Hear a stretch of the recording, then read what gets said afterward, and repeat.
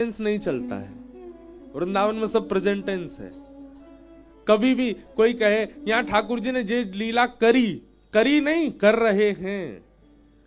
यहां पर किशोरी जी ने ये लीला करी, तुरंत टोक दो, करी नहीं, कर रही हैं। वृंदावन प्रकट है, हमारी दृष्टि उस योग्य नहीं कि उस प्रकट का हम दर्शन कर पाए। वृंदावन में आज भी लीला चल रही है श्याम सुंदर की, पर हमारी वह स्थिति नहीं कि हम वह दर्शन कर पाए। हमारे साईं का स्वरूप था कि आप अपने ठाकुर जी का दर्शन किसी को नहीं कराते थे। क्यों? हमको एक बात साईं से मानो ऐसा लगा कि हमें प्रेरणा मिली इस बात से। हम अपने लाल जी को सबको दर्शन कराते हैं, पर साईं सबको अपने ठाकुर जी का दर्शन नहीं कराते थे। और किशोरी जी का एक श्री स्वरूप साईं की पगड़ी में सदा विराजता था। तो साईं किसी को अपनी ठाकुर जी का दर्शन नहीं कराते थे। उसके पीछे कारण क्या था? कि हमारे ठाकुर जी बड़े भोरे हैं, हमारे ठाकुर जी बड़े सीधे हैं, जे संसार के लोग जाकर के संसारी वस्तु उनसे मांग लेंगे और वे बेचारे संकोच में सब दे देंगे। ये कहीं उन संकोच में इतने सहज, इतने सरल, इतने प्रेम स्वभाव के ठाकुर जी को इस संसार के लोग जाके कहीं और संकोच में ना डाल दें, इसलिए अपने ठाकुर जी का दर्शन नहीं कराते। लेकिन हमारे हिताश्रम वाले पूज्य बड़े महाराज जी, जब साईं के काल में वे थे, उन्होंने अपनी लेखनी में लिखा है कि वे जब साईं से मिले तो उन्होंने सबने सुना ही था, वृंदावन में सबको पता था कि भाई कोकिल साईं जी किसी को अपने ठाकुर जी का दर्शन नहीं कराते। उनको ये भय है कि ये संसार के लोग हैं, कहीं जाके कुछ मांग ना लें ठाकुर जी से, ठाकुर जी को संकोच में ना डाल दें। तो हिताश्रम वाले पूज्य बड़े महाराज जी ने साईं से एक दिन ऐसे ही सहजता में कहा, देखें हमको मना करेंगे कि नहीं। आपने कहा अपने ठाकुर जी का दर्शन करा दो। तो साईं तुरंत बोले, हाँ जी चलिए कराता हूं दर्शन। लेकर के जाने लगे तो हिताश्रम वाले पूज्य महाराज जी ने मार्ग में ही कहा, साईं हमने तो सुना है कि आप अपने ठाकुर जी का दर्शन नहीं कराते किसी को, पर हमने एक बार कहा और आप तुरंत कह रहे हो चलो आपको दर्शन कराते हैं। तो साईं बोले, आप राधा वल्लभी महात्मा हो, आप राधा वल्लभ संप्रदाय के हो, और श्री राधा वल्लभ संप्रदाय में ठाकुर जी तो मांगो ना जाए, ठाकुर जी को दियो जाए। या हमारे आप अधिकारी हो उनके दर्शन के। आप पे हमें भरोसा है कि आप कछु ठाकुर जी से मांगोगे नहीं, आप दे के ही आओगे। इसीलिए यहाँ इस आंगन में सब आशीष ही देते हैं, सदा प्रसन्न रहो। यहाँ पूरी दुनिया में हम कथा करने जाते हैं, सब जगह लोग हमको प्रणाम करते हैं, पर साईं के आंगन में यहाँ सब हमको आशीर्वाद देते हैं, महाराज जी खुश रहो, महाराज जी प्रसन्न रहो। यहाँ ठाकुर जी को भी दिया जा रहा है, आत्मसमर्पण का भाव है यहाँ पर, मांगने की स्थिति नहीं। सोने का छत्र चढ़ाएंगे ये दे दो, ऐसा करेंगे ये दे दो, मांगने की प्रथा लगभग सब जगह है। हमारे हिंदू सनातन मंदिरों में भी सब जगह लोग, कहीं पता चल जाए यहां मनोकामना पूरी होती है तो सब लोग वहां मांगते हैं। पर वास्तव में सत्य बताएं, वृंदावन मांगने की जगह है ही नहीं। वृंदावन तो लौटावे की जगह है, वृंदावन तो देवे की जगह है, वृंदावन तो बटवे की जगह है। साईं का ऐसा प्रेम अपने ठाकुर जी, तब से हमारे मन में पता नहीं क्यों व्याकुलता हुई, जब से ये हिताश्रम वाले महाराज जी की बात सुनी कि भैया हम भी अपने लाल जी का दर्शन सबको कराते हैं। और निश्चित है कि संसार के सब लोग जाकर के, छोटे से लाला हमारे 3-4 साल के, उनसे जाके जाने क्या क्या मांगते होंगे।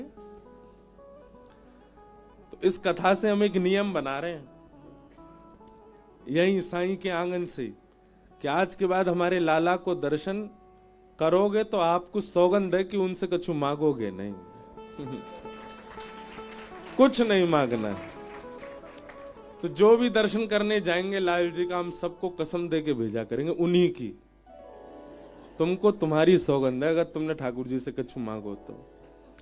नेक्स्ट लाला हमारो, ये लेख क्यों आया मेरे सामने, ये बात मुझे क्यों पता चली साईं के आंगन में आने से पहले। मानो साईं ने कथा प्रारंभ से पहले ही दक्षिणा दे दी। बोले अपने लाला को ने हृदय में छुपाए के रखो, ये सब संसार के लोग कछू मांग सके उनते, जैसे साईं ने श्री जी को छुपा के रखो अपने पास। ऐसे भैया अपने अपने ठाकुरन को भी खूब सजाओ धजाओ, खूब आनंद से उनको तैयार करो, पर अपने पास ही रखो, छुपा के रखो। रसिक प्रीतम हित चित्त की बातें श्री गिरधारी जी सो कहिए, तलहटी गोवर्धन की रहिए। तो ऐसे हमारे को ये आंगन है। हमारे स्वामी शेखानंद जी महाराज का इसीलिए प्रेम नहीं था उनसे।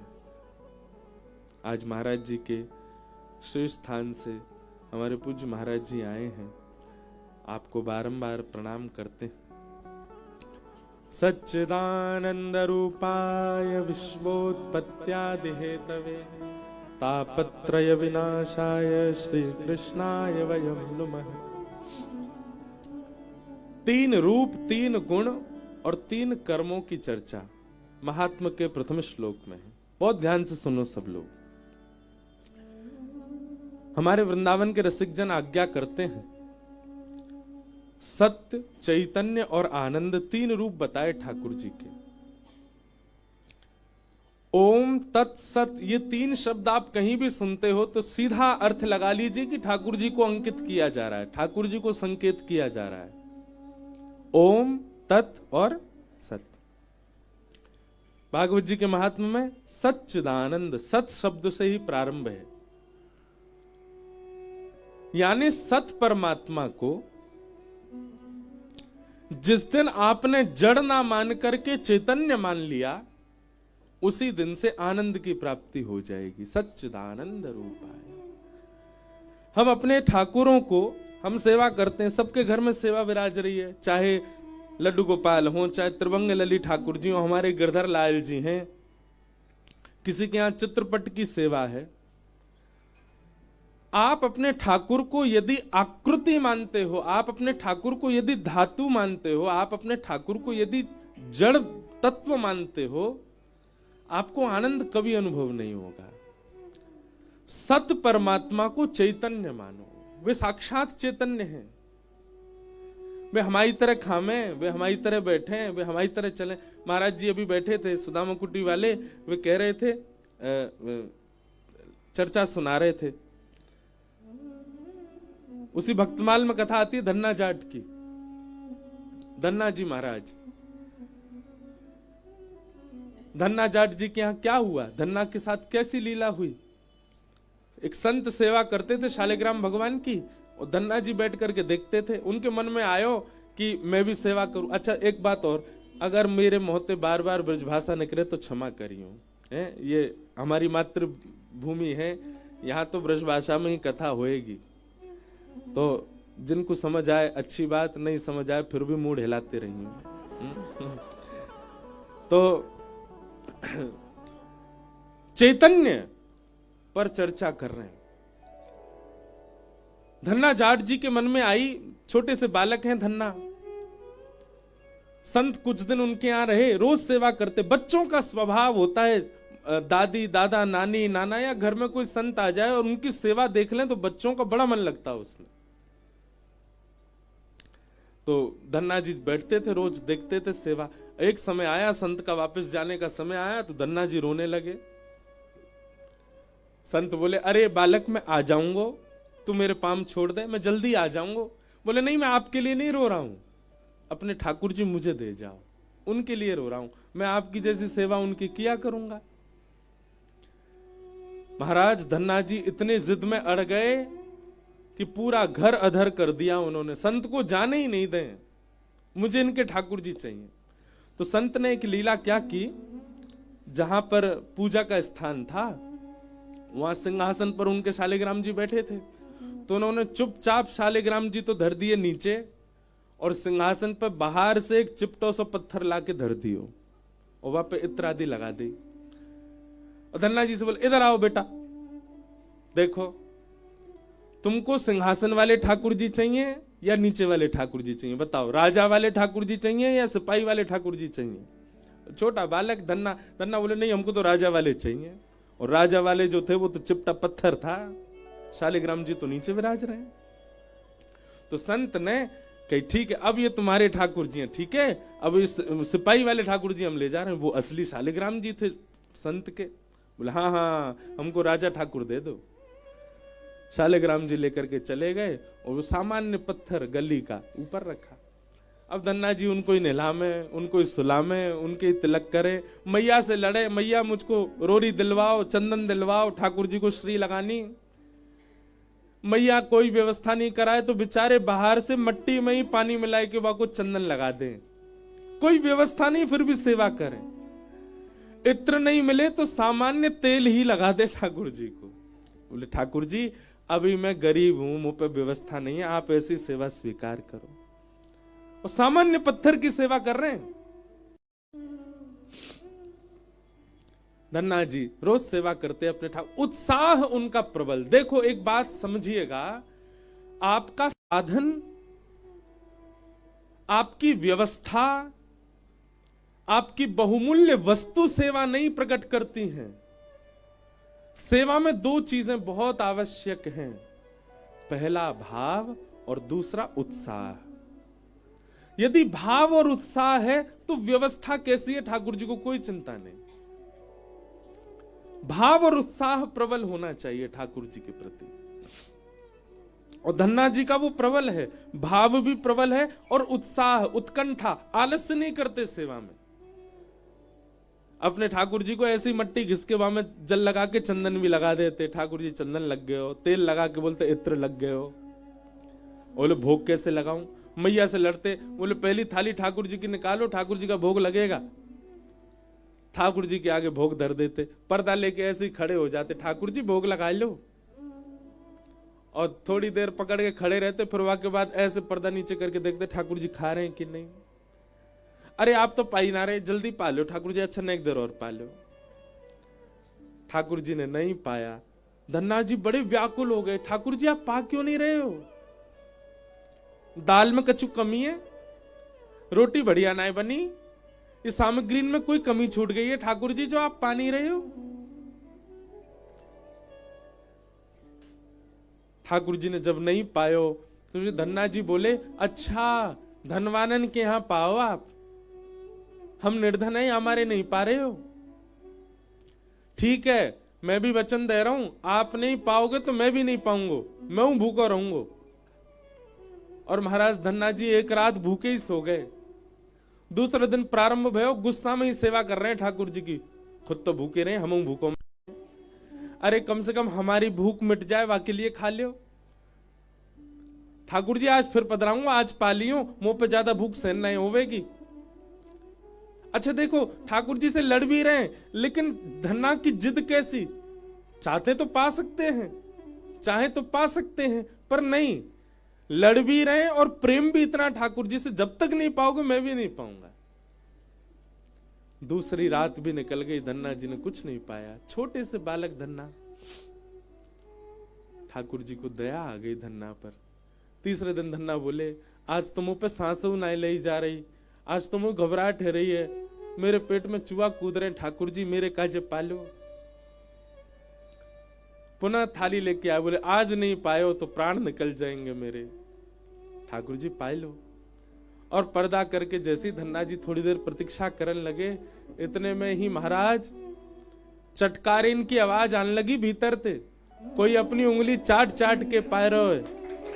और जैसे ही धन्ना जी ने पर्दा हटायो तो नन्हे से श्री गोपाल जी बैठे हैं और पूरा मोह सन रहा है, हाथन में सब्जी लग रही है और महाराज रोटी एक कवल हाथ में लेकर के सान सान मतलब फैला के खूब प्रेम से ठाकुर जी प्रसाद पा रहे हैं।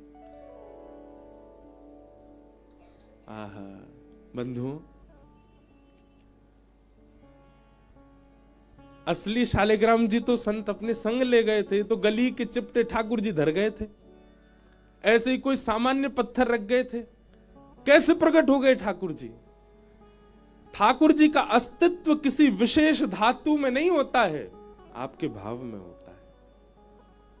आप चैतन्य भाव रखिए तो सही, जिसके प्रति आप चैतन्य भाव रखेंगे ठाकुर जी वहीं प्रकट हो जाएंगे, वहीं से आपकी सेवा स्वीकार करेंगे। और क्षमा कीजिएगा, कितनी भी महंगी, कितनी भी बहुमूल्य और कितने भी बढ़िया कारीगर से आप धातु में ठाकुर जी का निर्माण करवा लो, भाव नहीं है तो वो सदा धातु ही रहेंगे। हमारे पूज्य पिताजी महाराज बड़ी सुंदर धुन में गाते हैं, भाव के वश में है भगवान, भाव के वश में है भगवान, भाव नहीं तो हर मंदिर में, भाव नहीं तो हर मंदिर में, दीखत बस पाषाण, भाव होए तो जित देखूं तित, प्रगट होए घनश्याम, भाव के वश में है भगवान, भाव के वश में है। ठाकुर जी प्रकट हो गए धन्ना के लिए और प्रेम से पाने लगे। कुछ दिन बाद धन्ना जी बड़े हो गए, ठाकुर जी को अपने गोजा, गोजा बोलते हैं जेब को, जेब में धर के ले जाते गैया चरावे के लिए, और घर से गांव से थोड़ी दूर जाते ठाकुर जी प्रत्यक्ष प्रकट हो जाते और धन्ना के गले में गलवैया डाल करके गैया चराने जाते थे। ऐसी धन्ना की भक्ति। कुछ साल बाद उन संत का वापस आगमन हुआ धन्ना जी के यहां। धन्ना जी के यहां आगमन हुआ। धन्ना जी के पिताजी ने कही, ए धन्ना आज गैया चरावे मत जाइयो, आज गैयाओं को यहीं चरा ले। बोले काहे को? आज गुरुजी आ रहे हैं, बचपन में आए थे याद है, जाने तो ठाकुर जी दिए। ओहो मेरे गुरुजी आ रहे हैं। नहीं नहीं ठाकुर जी गैया चरा लाएंगे, मैं घर पर रहूंगा। घर वाले बोले जन कहा बात बना रहा है, ठाकुर जी गैया चराएंगे। धन्ना जी थोड़ी दूर गए और अपनी जेब से ठाकुर जी निकाले, ठाकुर जी प्रकट है गए। ठाकुर जी आज गैया आप ही चराया हो, मेरे गुरुजी आ रहे हैं, मैं उनकी सेवा करूंगा। ठाकुर जी गैया चराने चले गए, धन्ना अपने घर चलोगो। और यहां गुरुजी आए, पैर धोए, माला पहनाई, दक्षिणा रखी, चंदन लगायो। अरे वाह लाला तू तो बड़ा है गयो धन्ना। अरे गुरुजी सब आपकी कृपा। और सेवा पूजा चल रही है कि नहीं? हाँ ठाकुर जी की खूब बढ़िया सेवा चल रही है। नवाए धुवाए के, तिलक फोटा लगाए करके, बढ़िया प्रसाद पवाए के भेज दियो। ठाकुर जी गैया चरावे गए हैं अभी। गुरु जी बोले हैं गैया चरावे गए मतलब? हाँ वो प्रकट है, जाए सबके आगे ना आमे, मैं गले में गलवैया डाल गैया चरावे जावे। आज आप आ रहे, हमारे अकेले ठाकुर जी गए गैया चरावे। गुरु जी बोले क्या पागलपनों जैसी बात करते? बोले नहीं गुरु जी, आप जो देकर के गए उन्हीं की कृपा है, उन्हीं की सेवा करी। पूरी बात बताई धन्ना ने, कैसे चटकारे लेके ठाकुर जी पाते हैं, कैसे गले में गलवैया डालते हैं, कैसे गोद में बैठ जाते हैं, कैसे बतियाते हैं। गुरु जी को विश्वास नहीं होता। गौधूली बेला हुई, शाम का समय हुआ। धन्ना बोलो आपको भरोसा नहीं है ना, आओ मेरे संग, गांव तक दूर चलो मैं दिखाऊं। और गुरु जी को हाथ पकड़ करके लेके गए धन्ना जी। तभी क्या देखा, धन्ना जी की गाय आ रही हैं और उन गायन को हाँकते हुए श्याम सुंदर आ रहे हैं। त्रिभंग ललित मनोहर पीतांबरी पहनी है, ठाकुर जी के मधुर अलकावली हैं। तम गो रजत छुरित कुंतल वद्दवरह, वन्य प्रसून रुचिरे छड़ चारुहासम। गैयाओं की रज उड़ उड़ करके श्री अंग पर लग रही है ठाकुर जी के। ऐसी छवि का दर्शन करके गुरु जी तो वहीं मूर्छित हो गए। होश में जब आए, धन्ना को हृदय से लगा लिया और हृदय से लगा करके बोले धन्ना, जीवन पर्यंत सांचे शालिग्राम भगवान की सेवा करी पर कभी प्रकट नहीं भाई। मैं तो को गली को एक सामान्य चिपटा पत्थर दे गयो, तेने वहां से ठाकुर जी प्रकट कर दिए। धन्य है तेरी भक्ति।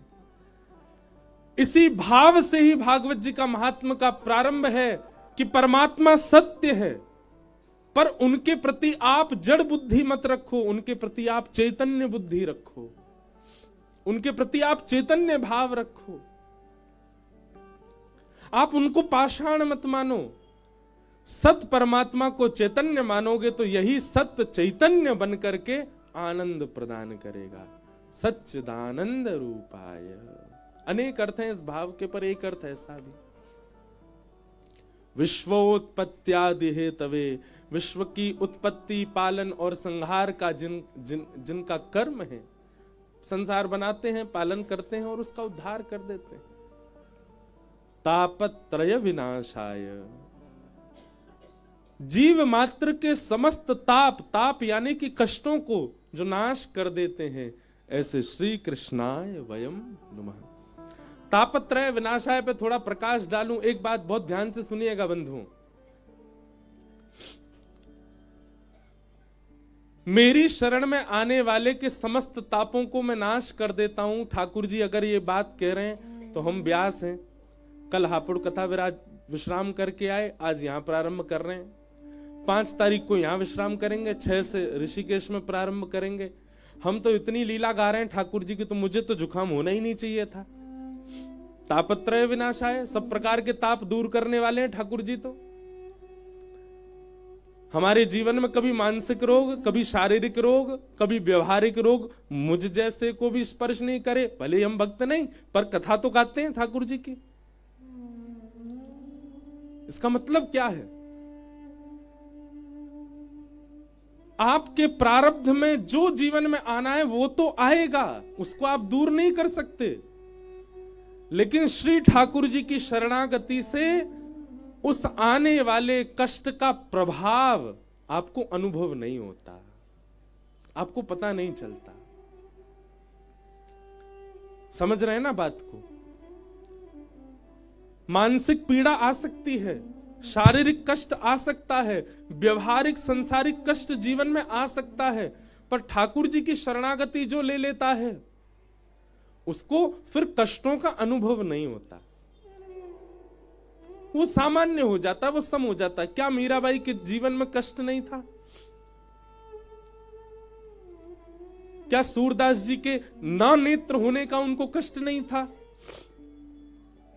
क्या रैदास जी को, क्या कबीरदास जी को, जितने भी भक्त आप उठा लो, क्या उनके जीवन में कष्ट नहीं था? अगर व्यवहार दृष्टि से आप देखो, संसारिक दृष्टि से आप देखो, तो सबके जीवन में कष्ट है, पर क्योंकि वे ठाकुर जी की शरणागत हैं, इसलिए उस कष्ट का अनुभव नहीं होता। मैं आज की भाषा में कहूं तो ठाकुर जी की भक्ति एनेस्थीसिया को इंजेक्शन है। लग जाएगो, सुन्न पड़ जाओगे, ऑपरेशन तो होएगो, काट फाड़ तो होएगी, लेकिन दर्द ना होएगो। जीवन में संकट तो आवेंगे हर प्रकार के, पर वह पीड़ा प्रभाव नहीं डालेगी आपके ऊपर।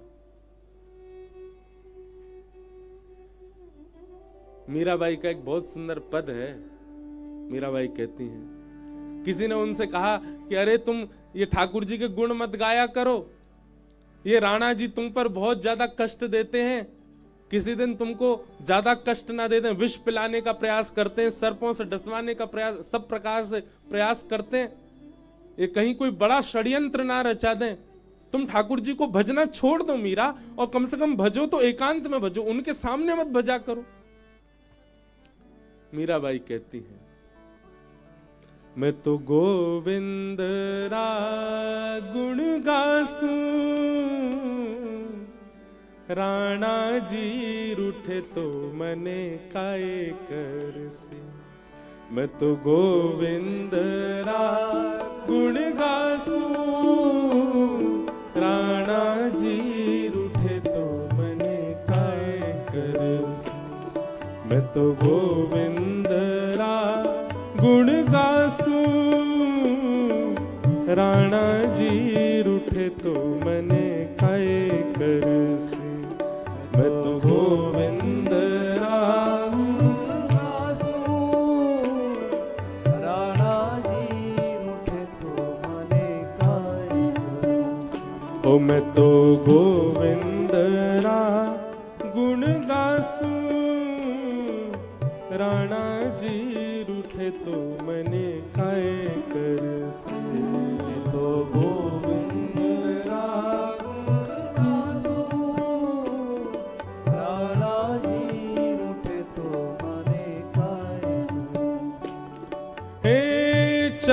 चरणामृत रो नेम हमारो, चरणामृत रो नेम हमारो, चरणामृत रो नेम हमारो, चरणामृत रो नेम। भैया या ब्रजवासी बालक पर एक दया कर दो, गले की ने सब लोग गाओगे तो मुझको सुख मिलेगा।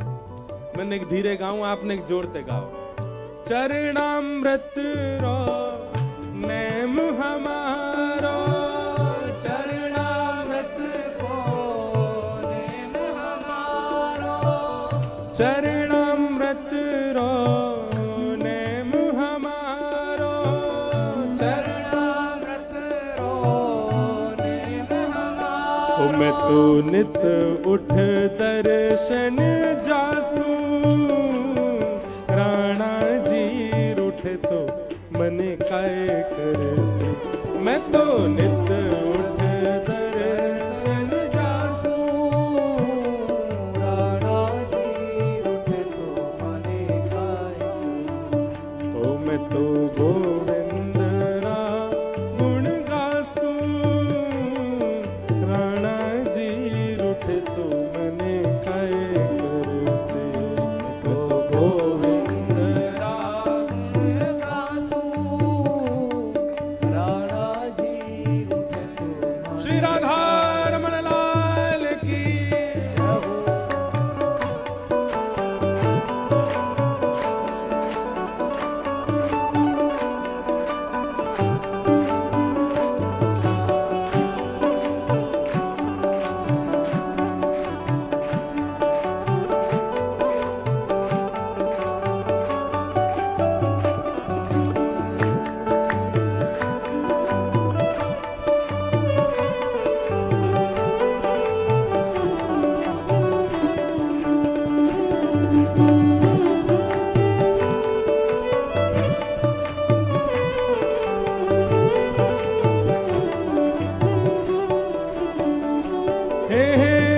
हरि मंदिर मां नृत्य करास्या, हरि मंदिर मां नृत्य करास्या, हरि मंदिर मां नृत्य करास्या, हरि मंदिर मां नृत्य करास्या। मैं तो घूंघरिया घमकास्यू, राणा जी रूठे तो मने काय करसे। मैं तो घूंघरिया घमकासू, राणा जी रूठे तो मने। अरे इसे कहते हैं तापत्रय विनाशाय। हमसे कोई कह दे तुम ऐसा नहीं कर सकते ठाकुर जी की सेवा में, जैसे बुरा नहीं मानना। कई भक्त पति होते हैं तो उनकी पत्नी आंख दिखाती है, नहीं रखोगे एकादशी का व्रत, कल हमारे बच्चे का जन्मदिन है, बेचारा डर के मारे नहीं रखता। कई पति लोग भी पत्नी को डांट देते, नहीं जाना वृंदावन, बेचारी चुपचाप बैठ जाती कोने में। कई माता पिता बच्चों को डांट देते, नहीं सुननी कथा, पढ़ाई करो, एग्जाम आ रहे हैं तुम्हारे। वैसे करनी चाहिए पढ़ाई, हाँ समय मिले तो सुनो। पर ये सारे तो एक व्यवहारिक कष्ट मैंने बताए, लेकिन संसार कई कष्ट हमको देता, उन कष्टों के कारण हम ठाकुर जी के भाव को पीछे छोड़ देते। मीराबाई कहती है कष्ट प्रधान नहीं है, भाव प्रधान है, हमारी सेवा प्रधान है। अरे कष्ट आवे हम उसको प्रधानता क्यों दें? हमारी क्या स्वभाव बन गया, कष्ट जीवन में आया हम आसन कुर्सी लगा के उसको पहले बैठाते हैं, प्रायोरिटी उसको देते हैं। जैसे फ्लाइट में जाना हो, बिजनेस क्लास वाले को प्रायोरिटी मिलती है, हाँ? हमने बिजनेस क्लास दे रखी है कष्टों को, जबकि उसकी होनी चाहिए इकोनॉमी, नहीं जनरल में जाना चाहिए उसको, तो पीछे पड़ा रहे। लेकिन हम उसको इतनी फर्स्ट प्रायोरिटी देते हैं, हमारे जीवन में चाहे कुछ चल रहा हो लेकिन कष्ट आ जाए तो हम सबसे पहले उसको स्वीकार करते हैं, ओहो ये आ गया, अब सब काम बाद में, ये पहले। लेकिन भक्त का ये स्वभाव नहीं है। भक्त का स्वभाव क्या है? पहले ठाकुर जी। कष्ट आया है, चाहे शारीरिक कष्ट है, मानसिक कष्ट है, विचार का कष्ट है, भाव का कष्ट, सब पीछे देखेंगे, पहले ठाकुर जी को देखेंगे। मीराबाई कहती है मैं तो मंदिर में नाचूंगी, और नाचूंगी नहीं, घूमर करूंगी ठाकुर जी के आगे। राणा जी रूठे तो मने काए कर से, मैं तो गोविंद राम गासू। राणा जी रूठे तो मने काए हे राम नाम रा झाज चला स्या, राम नाम झाज चला स्या। एक आपको बड़ी गोपनीय बात बताएं, मीराबाई के हृदय के ठाकुर कौन है? श्री गिरधर गोपाल। मीराबाई सेवा किनकी करती हैं? श्याम सुंदर की। पर मीराबाई का नाम जप क्या है पता है? राम। मीराबाई राम राम राम राम जपती हैं, सेवा ठाकुर जी की करती हैं। ऐसे हमारे श्री कोकिल साईं, आप कोकिल श्री जानकी जी के हैं, आप मानसी में दर्शन श्री राघव जी का और श्री किशोरी जी का करते हैं, पर धाम चुनो टेढ़ी टांग वाले को धाम। और मैंने तो सुना है, साईं से सुना है क्या, कि साईं की बड़ी रति तो बरसाने में थी, हमारी श्री जी के चरणन में थी। बरसाना बहुत प्रिय था साईं को। कई लोग कहते हैं हम राम नाम जपते हैं पर हमको ठाकुर जी क्यों दिखने लग जाते हैं? अरे भाई, इसमें डरने वाली क्या बात है? विपरीत विरोधाभास का प्रेम अति प्रगाढ़ होता है। राम का मतलब क्या? हमारे ब्रज के एक संत कहते हैं, उनसे कोई कहता जाके राम राम, डंडा लेके भागते पीछे। कोई कहता जय श्री कृष्ण, डंडा लेके भागते पीछे। हाँ, उनसे कोई कहता राधे राधे, तो डंडा लेके भागते। कोई कहता जय श्री कृष्ण, डंडा लेके भागते। क्या कहते? राम राम बोलो, राम राम। बोले राम क्यों बोले? बोले राम बोलने से 3 काम होंगे। बोले क्या? पहला तो राम जी को स्मरण है जाएगा, और दूसरा रा से राधा, माँ से माधव को स्मरण है जाएगा। 3 उनको स्मरण है जाएगा। तो मीराबाई की ठाकुर जी गिरधर लाल हैं, पर उनके हृदय में और वाणी पर सदा विराजने वाला राम नाम था। राम नाम राज चला स्या, राम नाम राज चला स्या, राम नाम राज चला स्या, राम नाम राज चला स्या। राम नाम राज चला स्या, राम नाम राज चला स्या। मैं तो भव सागर तर जासू, राणा जी रूठे तो मने काए करसे।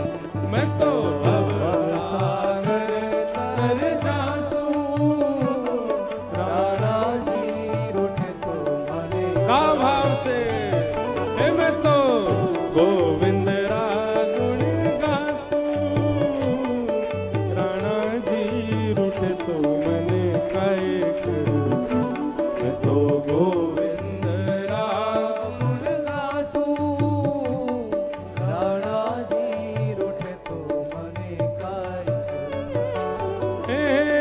मीरा के प्रभु गिरधर नागर, मीरा के प्रभु गिरधर नागर, मीरा के प्रभु गिरधर नागर, मीरा के प्रभु गिरधर नागर। हे प्रभु गिरधर नागर, प्रभु नटवर नागर, मीरा के प्रभु गिरधर नागर, मीरा के प्रभु गिरधर नागर। मैं तो निरख परख गुण गासू, राणा जी रूठे तो मने काए करसे। मैं तो निरख परख गुण गासू, राणा जी रूठे तो मने काए करसे। मैं तो गोविंद रागुण गासू, राणा जी रूठे तो मने काए करसे। मैं तो गोविंद राग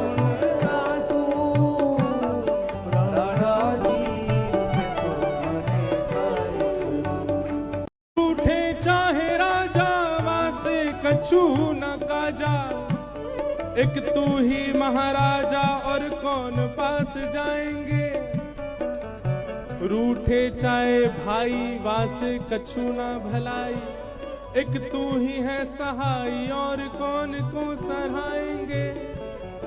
रूठे चाहे शत्रु और मित्र आठों याम, एक तेरे चरणन के नेह को निभाएंगे। जग सारा झूठा एक तू ही है अनूठा, रूठ जाए चाहे सारा जग पर तू ना रूठा जाए।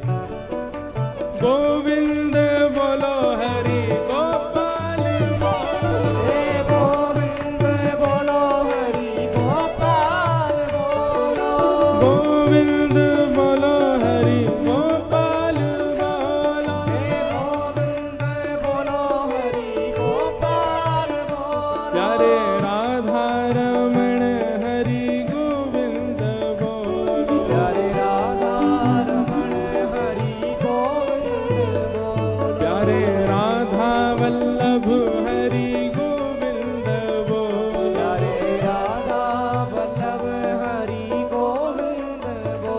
हरि गोविंद बोलो गोपाल बोलो, हरि गोविंद बोलो गोपाल बोलो, हरि गोविंद बोलो गोपाल बोलो, हे गोविंद बोलो गोपाल बोलो, हरि गोविंद बोलो गोपाल बोलो, गोविंद बोलो गोपाल बोलो। तापत्रय विनाशाय श्री कृष्णाय वयम नमः। जो तीन प्रकार के ताप, आदि दैविक, आदि भौतिक और आध्यात्मिक ताप, ताप यानी कि कष्ट, उनको जो दूर कर देते हैं, दूर कर देते हैं मतलब उनका अनुभव समाप्त कर देते हैं। वो आएंगे जीवन में पर उनका आभास नहीं होगा।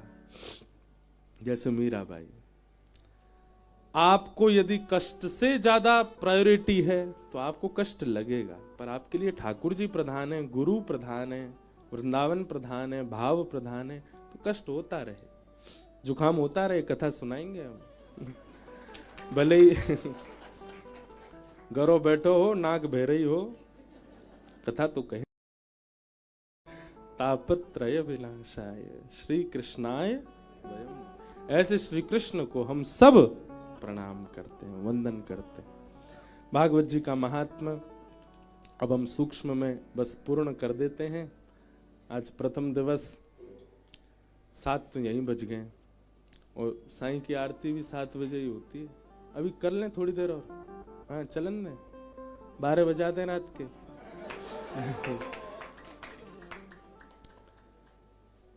तो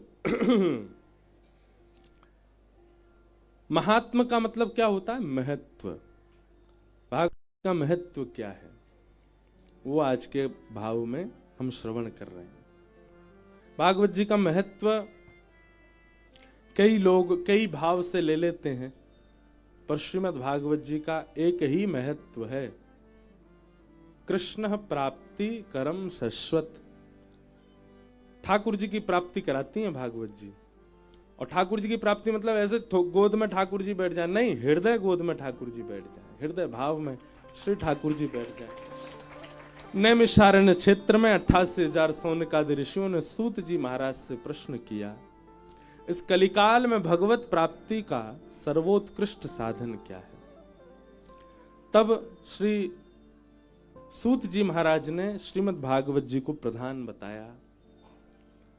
सौनकादि ऋषि बोले, भागवत जी की थोड़ी महिमा सुनाओ। सूत जी महाराज वर्णन कर रहे हैं कि एक बार की बात है, श्री नारद जी महाराज पृथ्वी पर भ्रमण करते करते बद्रीनाथ पहुंचे और बद्रीनाथ में उन्होंने सनकादि ऋषियों से पूछा कि महाराज, ये पृथ्वी तो बड़ी विचित्र है, यहां जैसा देखना सुनने को मिला वैसा तो यहां कुछ भी नहीं, को पंखा चला क्या, हवा आई है।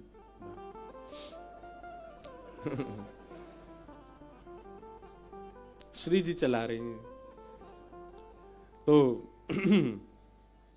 पीछे वाले ने तो ने को उजाड़ो ना लग रो, ऐसे बैठे हैं पूरे पंखा चला के, एसी लगवा दें कल।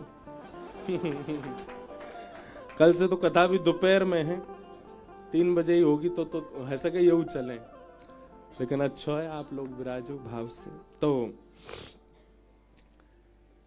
अच्छा देखा, बद्रीनाथ का नाम लेते ही ब्यार चली। ऐसा हमने भक्त चरित्र में पढ़ा है।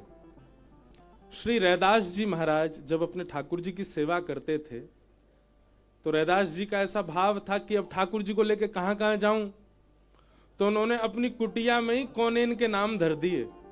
जे कोनो का है, बोले ये रामेश्वरम, जे कोनो जे अयोध्या, जे बद्रीनाथ, और जे रामेश्वर, ये रंगनाथ, ये जगन्नाथपुरी, जहां रसोई बनाते वहां को नाम रख दे जगन्नाथ, और खिड़की जहां से नदी के दर्शन होते वहां को नाम धर दिया वृंदावन। अपने ठाकुर जी को रोज सजाते और सजा के कहते लाल जी बताओ कहां चलोगे, और चौकी उठा के वही कोने में धर देते, लो आज तो रामेश्वरम आ गए।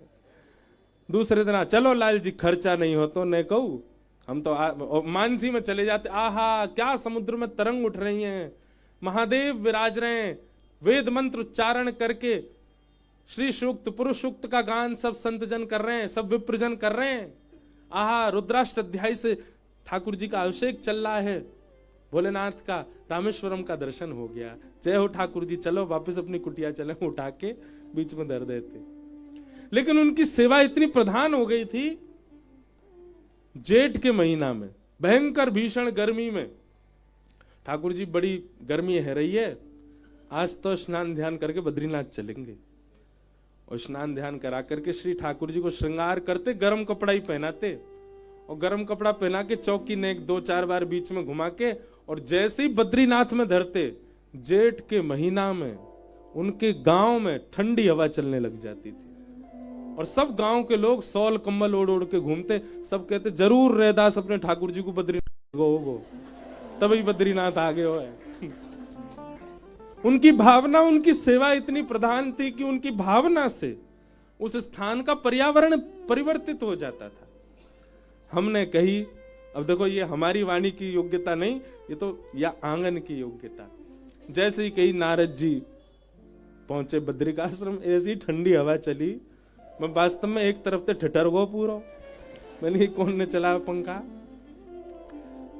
मानो श्री जी यो कह रही हूं, तू कथा केवल यो समझ के कर रहा हो कि मैं शब्द ब्रह्म को पा सकूं। वास्तव में ये सब तीर्थ भी यहीं विराजमान है। कथा सुन रहे हैं, सब तीर्थ आ रहे हैं, सब वैष्णव आ रहे हैं, सब योगी जन आ रहे हैं, सब आकर के बैठे यहाँ कथा में। ये भीड़ नहीं है, यहाँ ऐसी कितनी भीड़ बैठी है जो हमें दिख ही नहीं रही है, सब विराज रहे हैं। मीराबाई को स्मरण कियो, समझो मीराबाई भी बैठी है। रैदास जी को स्मरण करो, समझो रैदास जी भी बैठे हैं। स्वामी जी को स्मरण होगो, महाप्रभु जी को स्मरण, सब आएंगे कथा में। तो बद्रीनाथ जाकर के नारद जी ने कहा, बोले महाराज ये पृथ्वी बड़ी विचित्र है, यहां जैसा हमने सुना था वैसा तो कुछ भी नहीं है। अहम तुम पृथ्वीम या तो ज्ञात्वा सर्वोत्तमामिति पुष्करम च प्रयागम च काशी गोदावरी तथा हरिक्षेत्रे कुरुक्षेत्रे श्रीरंगम सेतु वंदनम एवमादिषु तीर्थेषु भ्रममाण इतस्ततः। सब जगह मैंने भ्रमण किया। अच्छा यहां पर किसी ने मुझसे प्रश्न किया, केवल तीर्थों के नाम क्यों बोले, किसी शहर का नाम क्यों नहीं बोला? तीर्थों का नाम कह रहे हैं नारद जी। नारद जी कह रहे हैं जब तीर्थों की ये स्थिति बन गई है तो शहरों का खुद अनुमान लगा लो। जब तीर्थों में ये सब चल रहा है, क्या चल रहा है? बहुत कुछ बताया गया है यहां पर। लोग झूठ बोलते हैं, छल करते हैं, कपट करते हैं, ईर्ष्या करते हैं, केवल उदर भरणो जीवा, पेट भरने की विद्या कर रहे हैं। कोई विरक्त नहीं रह गया, कोई ज्ञानी नहीं रह गया, सब केवल आडंबर बनता चला गया है। ये सब बात यहां पर श्री नारद जी ने बताई। गृहस्थाश्रमी कैसे हो गए हैं, शाल को बुद्धिदायक, बड़े भैया की बात नहीं सुन रहे हैं। बड़े भैया कह रहे हैं ऐसा करो, अनसुना कर देंगे, लेकिन साले साहब कह दें ऐसा करो, जो आज्ञा। पत्नी के भैया जो कहेंगे वो सब स्वीकार है। माता जी कुछ कहें वो नहीं सुनना, पत्नी कुछ कहे वो सब सुनना है। इस तरीके का सब भाव यहां पर बताया गया। लेकिन बोले मैं सब जगह भ्रमण करता करता जब मैं वृंदावन पहुंचा वहां मैंने यमुना तट पर देखा एक परम सुंदरी और उसकी गोद में 2 वृद्ध लेटे हैं। उस सुंदरी ने मुझे रोका। मैंने उसके रुदन को देख करके पूछा, हे देवी तुम कौन और तुम्हारी गोद में ये 2 वृद्ध कौन? तब उन्होंने अपना परिचय दिया। अहम भक्ति ऋतिख्याता इमो में तनयो मतौ ज्ञान वैराग्य मानो काल योगेन जर्जरो। मैं भक्ति हूं, बहुत ध्यान से सुनिएगा। और ये 2 मेरे पुत्र हैं, ज्ञान और वैराग्य। कलयुग के प्रभाव से ये दोनों जर्जर हो गए। कलयुग में भक्ति सबके चित्त में है, भजन सबके चित्त में है, नाम सब जप रहे हैं, वृंदावन सब आ रहे हैं, पर ज्ञान और वैराग्य से हमारी दूरी है। इतना भजन करने के बाद, इतनी भक्ति करने के बाद भी हमारे चेहरे पर अप्रसन्नता क्यों? क्षमा कीजिएगा, पर जब रज धारण करने वाले, उर्ध्वपुंड धारण करने वाले जब वैष्णवों को देखते हैं वृंदावन में, कृष्ण विरह के अलावा जब उनके नेत्रों में अश्रु आते हैं तो मन में बड़ा संकोच होता है। क्यों रो रहे हैं? विरह में आप व्याकुल हो, ठाकुर जी के विरह में आप रो रहे हो, वो एक भावमय विषय है, वो अच्छा विषय है। पर जब आप संसारी विकार के कारण जब रुदन करते हैं और तिलक आपके माथे पर है, तो मन में एक संशय प्रकट होता है, ये कैसी भक्ति कि संसार का कोई विषाद आपको इतनी पीड़ा दे रहा है कि आप रुदन कर रहे हो। मानव के पास सबसे बहुमूल्य क्या है बताओ? अश्रुबिंद सबसे बहुमूल्य है। सबके लिए मत बहाया करो।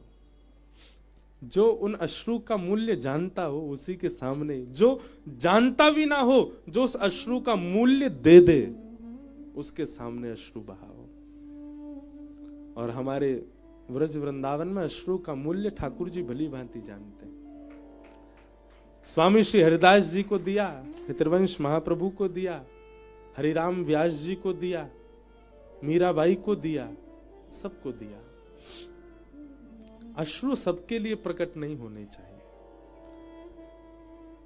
तो व्याकुलता कहीं ना कहीं ये बात बताती है संसार के लिए, जब व्यक्ति व्याकुल होता है कि भक्ति तो इसके चित्त में है, परंतु वह भक्ति इसको प्रसन्नता क्यों नहीं दे रही है? क्योंकि ज्ञान और वैराग्य नहीं है। भक्ति के पुत्र ज्ञान का मतलब विवेक होता है, सही और गलत की पहचान, निर्णयात्मिका बुद्धि। हम लोग निर्णय नहीं ले पाते, ये निर्णयात्मिका बुद्धि नहीं होती हमारे पास। असमंजस बनी रहती है, क्या करें क्या ना करें, क्या करें क्या ना करें। वैष्णव का स्वभाव है, नाम जापक का स्वभाव बन जाता है, परिक्रमा करने वाले का स्वभाव बन जाता है, उर्ध्वपुंड लगाने वाले का स्वभाव बन जाता है, शिखासूत्र धारण करने वाले का स्वभाव बन जाता है कि उसकी बुद्धि असमंजस में नहीं रहती। थोड़ी देर विचार करने के बाद एक सटीक उत्तर उसके चित्त से अपने आप आता है।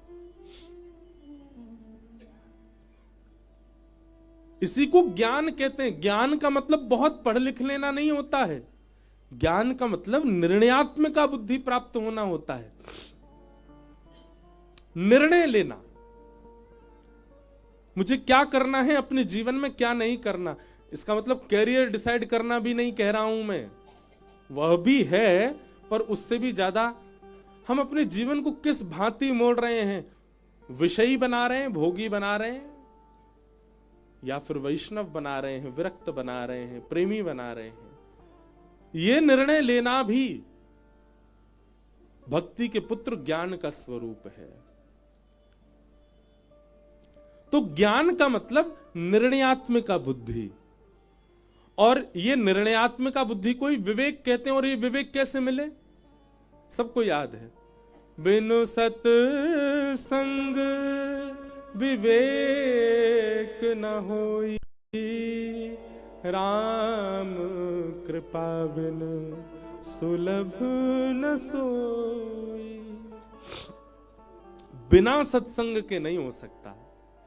अगर आप किसी महत् पुरुष को नहीं श्रवण करते हैं, किसी वैष्णव की वाणी नहीं सुनते हैं, भगवत वार्ता यदि आपके जीवन में दूर दूर तक नहीं है, हम दावे से हस्ताक्षर करके कह सकते हैं कि आप विवेक शून्य हो और आप निर्णयात्मक बुद्धि से भी शून्य हो। आप असमंजस में रहते ही होंगे। क्यों सब प्रश्नों का उत्तर गुरुजनों के पास है?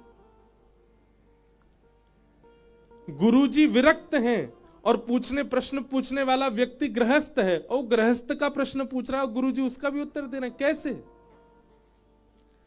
सब प्रश्नों का उत्तर, सब भांति के प्रश्नों का उत्तर गुरुजनों के पास क्यों है, हमारे पास क्यों नहीं है? क्योंकि निर्णयात्मिका और विवेक बुद्धि जागृत, यानी कि उनकी भक्ति के पुत्र ज्ञान उनके पास है। उन्होंने जीवन में बहुत सत्संग किया है, इसीलिए उनके पास उत्तर है। भैया, जैसे जल आवश्यक जीवित के लिए, जैसे वायु आवश्यक जीवित के लिए, जैसे भोजन आवश्यक जीवित के लिए, ऐसे ही सत्संग को भी जीवित रहने का एक अंश बनाओ। जैसे जल के बिना व्याकुलता होती, अन्न के बिना व्याकुलता होती, सत्संग के बिना भी छटपटाए आपका हृदय। मुझे सुनना है, श्रवण करना है। पहले कुछ दिन मन ना भी लगे तो भी सुनो, जबरदस्ती सुनो। कल पूज्य श्री मलुकपीठ वाले महाराज जी मिले ओरछा में, तो महाराज जी बोले, कहां से दौड़े दौड़े आ रहे हो, कहां दौड़े दौड़े जा रहे हो?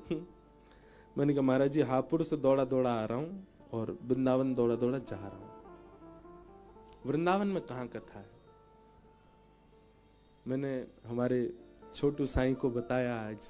जैसे ही मैंने नाम लिया महाराज जी का, महाराज जी प्रसन्न हो गए, इतने आनंद में भर गए, और जैसे एक क्षण के लिए नेत्र बंद करके, आहा, अद्भुत महापुरुष हमारे ब्रजमंडल के। महाराज जी ने खूब प्रशंसा की महाराज जी की। महाराज जी के बारे में खूब सारी बातें मुझे बता रहे थे। स्वामी श्री अखंडानंद जी से संबंध के विषय के भी कई भाव महाराज जी ने बताए। और फिर महाराज जी ने एक बात कही कि इंद्रेश जी,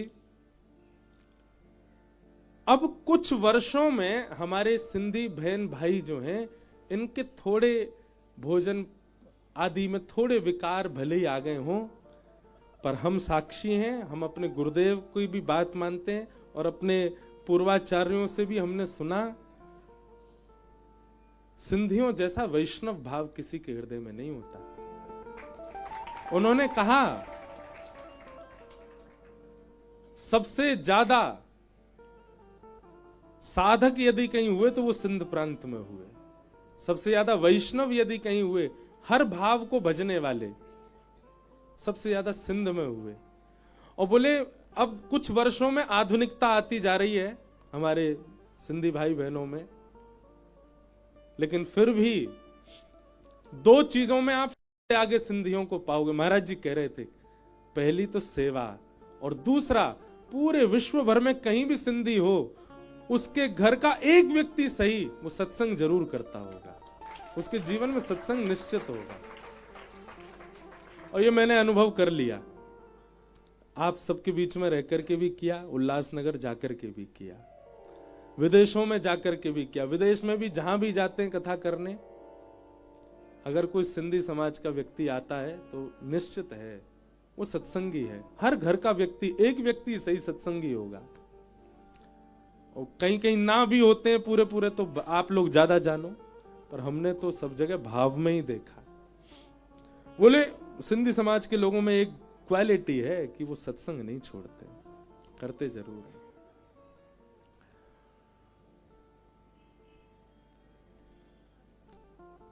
और जो इससे पहले मैंने बात कही कि पिछले 10-20 वर्षों में जो, उस पे भी आप एग्री करो, थोड़ा बदलाव तो हो गया है कहीं ना कहीं आहार विहार का। नहीं तो महाराज जी बहुत प्रशंसा कर रहे थे, बहुत बहुत भाव आता है, बहुत अच्छा है सब समाज। तो यदि आप सत्संग को स्थान नहीं देते हैं अपने जीवन में, आपके पास निर्णयात्मिका बुद्धि नहीं है, आप विवेक शून्य रहोगे फिर जीवन भर। इसलिए भक्ति आवश्यक है, प्रेम लक्षणा भक्ति भाव सब कुछ आपके चित्त में हो, पर आप सत्संग निश्चित किया करो नित्य। उससे क्या होगा? भक्ति के प्रथम पुत्र ज्ञान, विवेक रूप धारण करके चित्त में आएंगे।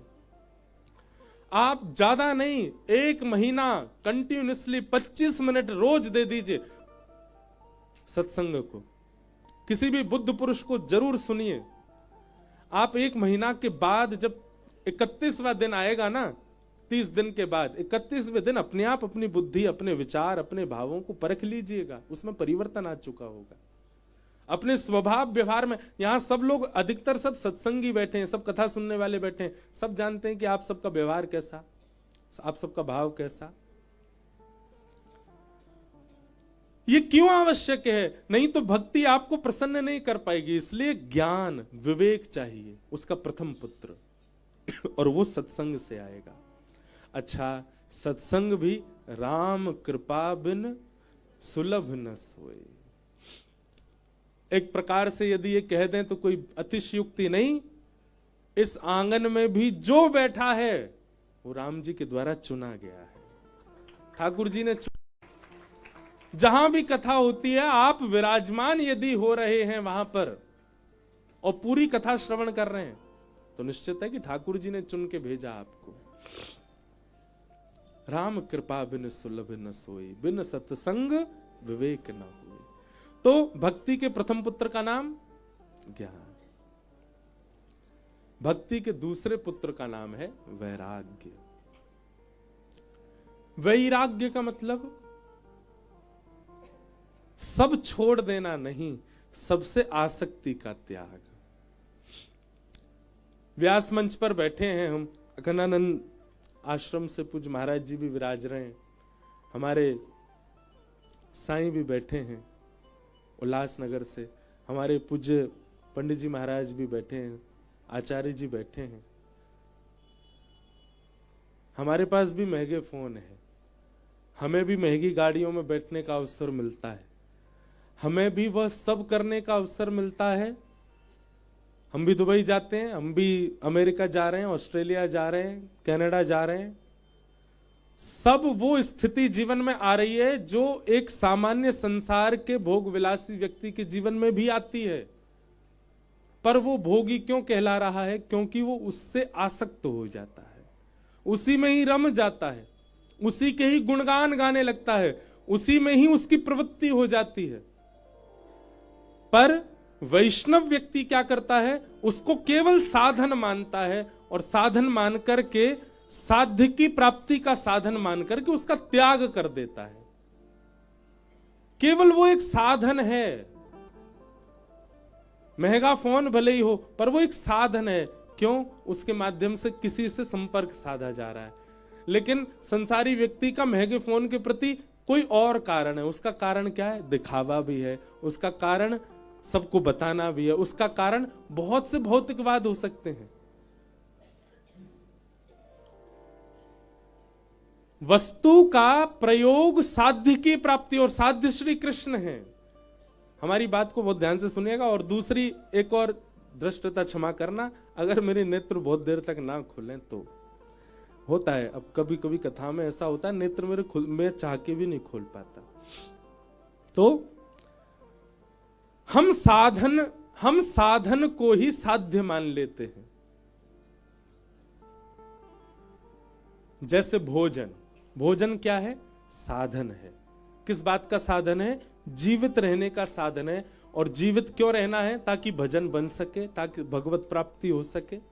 पर कई लोगों के लिए भोजन ही साध्य है, वो सुबह उठते ही इसलिए कि हम खा सकें।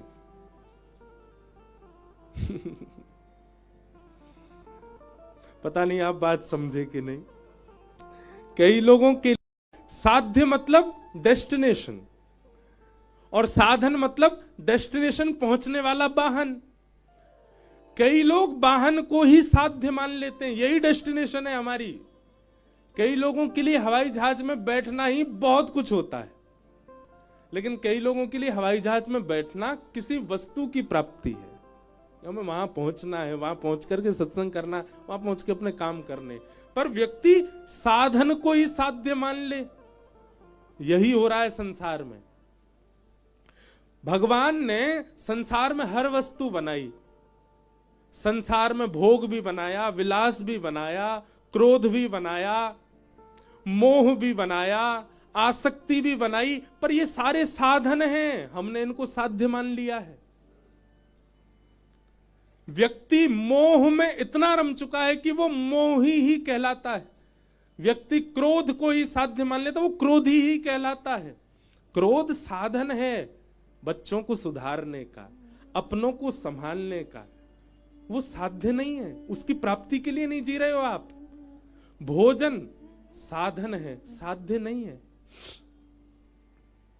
भोजन हम इसलिए करते हैं ताकि जीवित रह सकें, जीवित रह के ठाकुर जी का दर्शन कर सकें, वृंदावन वालों की भाव, जीवित रह के भजन कर सकें, कथा सुन सकें।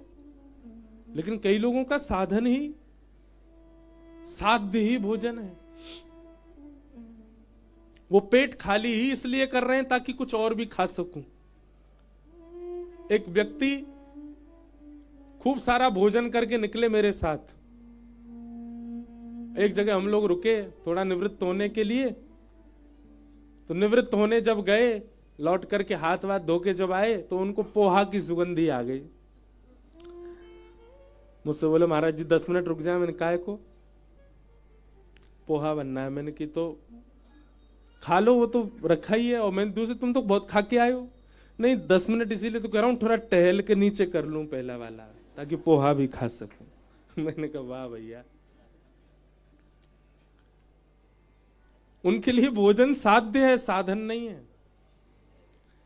संसार में जितने भौतिकवाद हैं उन सबका पालन कभी कभी ऋषि भी कर रहे हैं, कभी कभी संत भी कर रहे हैं, कभी कभी वैष्णव भी कर रहे हैं, कभी कभी वक्ता भी कर रहे हैं, पर वो उसको साध्य नहीं मानते।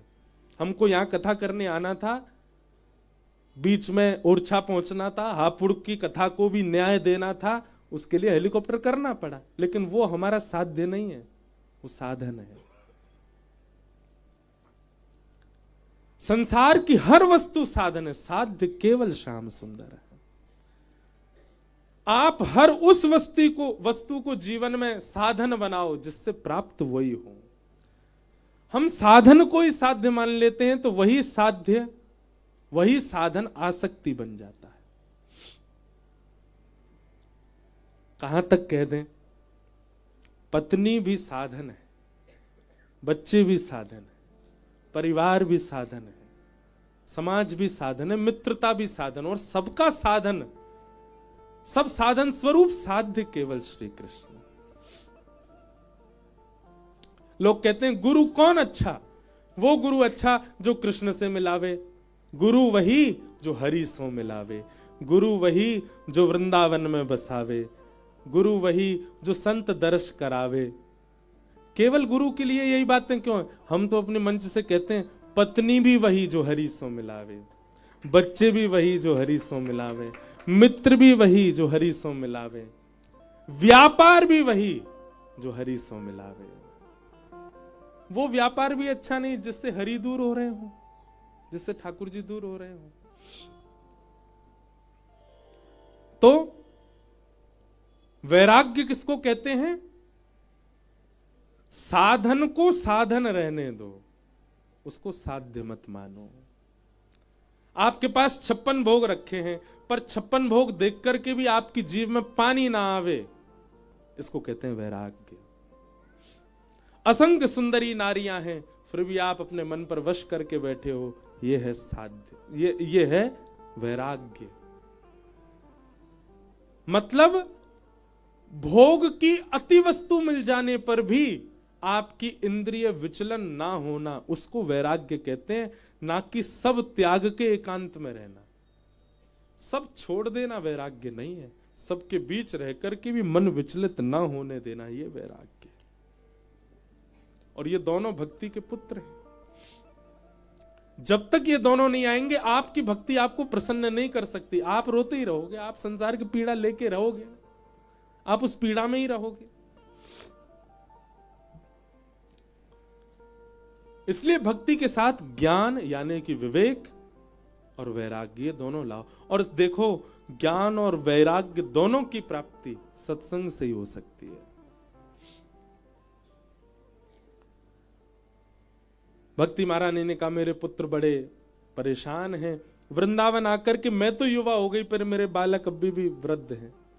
अब वृंदावन परक से अगर अर्थ लगावे ना तो वृंदावन में ज्ञान वैराग्य दोनों कोने में ही बैठे हैं, यहाँ तो भक्ति प्रधान है। पर यहाँ भक्ति भी बाहर वाली नहीं चलेगी। आप दिल्ली में जो करते हैं, सूरत में जो करते हैं, मुंबई में जो करते हैं, कोलकाता में जो करते हैं, चेन्नई में जो करते हैं, वो भक्ति वृंदावन में नहीं चलती। यहाँ की भक्ति का प्रवाह तो प्रेम लक्षणा भक्ति है। यहाँ का भक्ति का स्वभाव प्रेम है। यहाँ का भक्ति का भाव अलग है सब जगह से। बाहर वाली भक्ति यहाँ नहीं चलती। हाँ हाँ,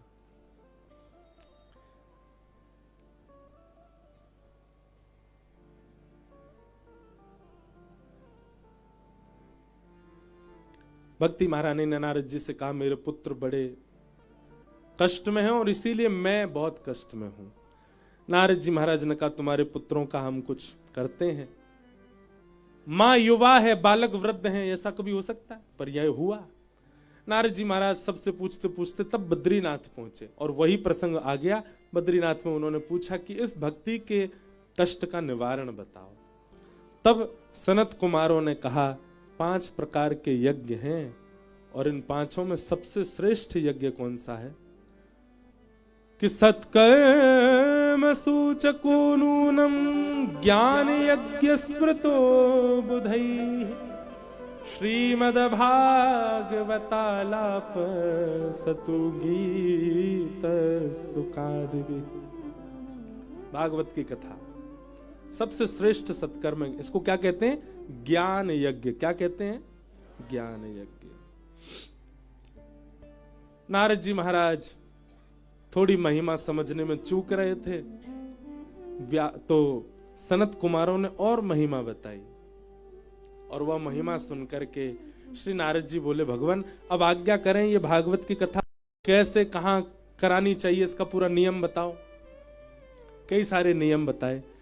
कहा गंगा के तट पर कराओ, सुंदर वन में, सघन वन में व्यास मंच बनाओ, व्यास जी बैठ के कथा सुनाएंगे।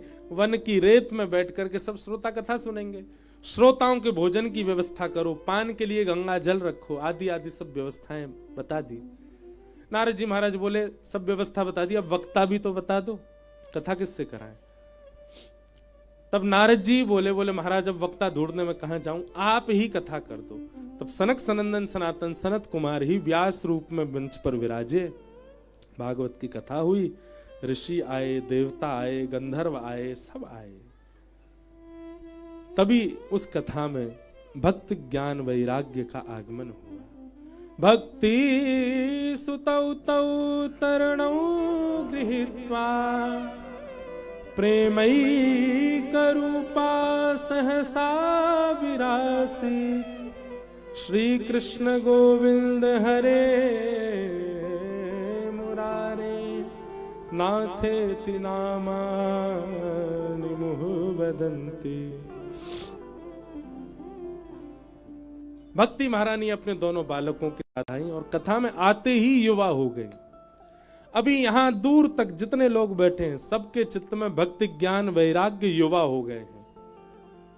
7 दिन तक रहेंगे, पर आपका कर्तव्य क्या है? 7 दिन बाद कथा तो पूरी हो जाएगी, वो युवा बने रहें, ये कर्तव्य आपका है। वक्ता युवा करके जाएगा। वक्ता अपने सत्संग से, अपनी वाणी से, अपने कथाक्रम से आपके चित्त के भावों को युवा कर देगा 7 दिन में। परंतु वो भक्ति ज्ञान वैराग्य जो 7 दिन में युवा हुए, भैया देखो परिस्थिति में सब अनुकूल हो जाते हैं। बहती गंगा में कोई नाव लेके कूद जाए, उसको चलानी भी ना आती हो, नाव अपने आप चली जाएगी, क्योंकि धार जिस ओर है नाव अपने आप जाएगी। श्रेष्ठ तो उसको माना जाता जो विपरीत दिशा में चला के दिखाए नाव को। अभी तो बह रही है गंगा जी, आज से प्रारंभ हो गई कथा गंगा। 7 दिन में आप सबरे वैष्णव बन जाओगे, अपने आप को कोई भक्त से कम नहीं समझोगे। 7 दिन बाद कईयन के मन में तो आ जाएगी, महाराज जी अपने संग ही रख लो, मोए घर परिवार सब छोड़ने को तैयार हूं। कई बड़े बड़े आए हैं कथा में। एक आयो, महाराज जी मैं इतने करोड़ का मालिक, सब आपके चरणन में दे रहा हूं। मैंने कहा हाँ, सबरी जिम्मेवारी मोए दे दे, मैं आपके संग रहूंगा। मैंने कि यो तो ना चाह रहा हो कि अभी अकेलो है तो मोए पार्टनर बना ले, आधो आधो करें दोनों। मैंने कि ऐसी भावना मत रखी हो रे। वैराग्य भी 7 दिन में भी आ जाएगा। वैराग्य, ज्ञान, वैराग्य, भक्ति सब आवेगी 7 दिना में। पर इन 7 दिन में जो भाव उत्पन्न होंगे अच्छे हैं। 8वें दिन जो भाव उत्पन्न होगा वो आपका वास्तविक भाव होगा। जब कथा नहीं होगी, जब ये आंगन नहीं होगा, जब ये समाज नहीं होगा, जब ऐसी व्यार नहीं होगी, तब हृदय में भक्ति प्रकट हो, तब ज्ञान प्रकट हो, तब वैराग्य प्रकट हो, तब समझना आपने कथा सुनी थी। अभी तो बहती गंगा में हाथ धो रहे हो सब रहे। भक्ति, ज्ञान, वैराग्य दोनों युवा हो गए और नारद जी से उन्होंने कहा मैं कहां बैठूं, जगह ही नहीं बची, कहां बैठूं, ऐसी स्थिति हो गई होगी। तब नारद जी ने कहा, हे भक्ति महारानी, निरंतरम वैष्णव मानसानी। ये जितने भी श्रोता बैठे हैं इन सबके चित्त में आसन लगा करके आप बैठ जाओ। और भक्ति महारानी सब श्रोताओं के चित्त में बैठ गई। अब देखो एक बात बोलूं, भक्ति यदि चित्त में बैठ गई है तो ये समझ लेना अकेली नहीं बैठी है। आप कहो कि हाँ महाराज जी ज्ञान वैराग्य के संग बैठी, बोले नहीं, एक और संग में बैठो है भक्ति के। कौन? तब अगला श्लोक, सकल भुवन मध्ये निर्धनास्ते धन्या निवसति हृदतेषां श्री हरिर्भक्तिरेक हरिरपि निजलोकं सर्वथा तो विहाय प्रविशति हृदतेषां भक्ति सूत्रोपनद्धः। एक बात बहुत ध्यान से सुनिएगा, ये भक्ति है और भक्ति का सूत्र बंधा हुआ है भगवान से। भगवान का सूत्र बंधा हुआ है लक्ष्मी से, लक्ष्मी का सूत्र बना हुआ है पूरे विश्व से। भक्ति आगे आगे चलती है, ठाकुर जी उसके पीछे पीछे चलते हैं, ठाकुर जी के पीछे लक्ष्मी चलती है, लक्ष्मी के पीछे पूरा संसार दौड़ रहा है, पूरी दुनिया लक्ष्मी के पीछे भाग रही है। परंतु यहां भागवत की कथा क्या करती है? भागवत की कथा आपके चित्त में विकार नहीं, विषाद नहीं, लक्ष्मी नहीं, ठाकुर जी भी नहीं, भक्ति को विराजमान करती है। और जैसे ही भक्ति विराजमान होती है तो भक्ति का सूत्र किससे बंधा है? तो भक्ति जैसे ही आके विराजमान होगी, भक्ति के पीछे पीछे श्याम सुंदर भी दौड़े चले आते हैं, और श्याम सुंदर दौड़े दौड़े आमे तो बाकी पीछे लक्ष्मी और समस्त भाव आपके चित्त के भीतर आ जाते हैं। लेकिन हमारा विचार, हमारा भाव क्या है? हमको केवल लक्ष्मी चाहिए, हमें भक्ति से अभिप्राय नहीं। कई लोग कथा भी इसीलिए कराते हैं कि कथा सुनने से, कथा कराने से हमारा व्यापार बढ़िया हो जाएगा, लक्ष्मी की कृपा होगी। कथा श्रवण से, कथा क्रम से केवल और केवल भक्ति की कृपा हो, ऐसी कामना करो। भक्ति चित्त में आ जाएगी तो श्री ठाकुर जी आ जाएंगे। अकेली भक्ति नहीं विराज रही है हमारे चित्त में, भक्ति भी है, ज्ञान वैराग्य भी है, और इन तीनों की ओट में श्याम सुंदर भी हमारे चित्त में बैठे, हमारे हृदय में आकर के बैठ गए। अच्छा एक चीज सुनो, भक्ति आगे, ठाकुर जी उसके पीछे, लक्ष्मी उसके पीछे, और लक्ष्मी के पीछे पूरा संसार। लेकिन उसी संसार में से मीराबाई, सूरदास, कुंभनदास, रैदास, कोकिल साईं आदि आदि जैसे वैष्णव भक्त ये उस संसार से निकल जाते, क्योंकि इनकी देह, इनका उद्देश्य लक्ष्मी नहीं है, इनका उद्देश्य भक्ति होता है। तो ये सब भक्ति के पीछे चलने लग जाते हैं। तो अब कैसा रूप बनेगा? भक्ति आगे आगे, भक्ति के पीछे भक्त और भक्तन के पीछे ठाकुर जी। अनुब्रजाम्य हम नित्यम पूये ये तन्य रेणु भी। जब मानव भक्ति का आश्रय ले लेता है तो भक्ति आगे चलती है, भक्ति के पीछे भक्त चलता है, और भक्त के पीछे ठाकुर जी चलते हैं। एक बात सुनेंगे, वैष्णवता भक्ति का स्वरूप ये नहीं है कि हम ठाकुर जी के पीछे पीछे दौड़ें। भक्ति को स्वरूप तो यूं ही मानो हमारे पीछे पीछे ठाकुर जी चल रहे हैं। ठाकुर जी कह रहे हैं तू जहां जाएगा तेरे संग जाऊंगा, तू जहां बैठेगा तेरे संग बैठूंगा, तू जो करेगा वही करूंगा। ये भक्ति का स्वरूप है, ये भक्ति का प्रकार है।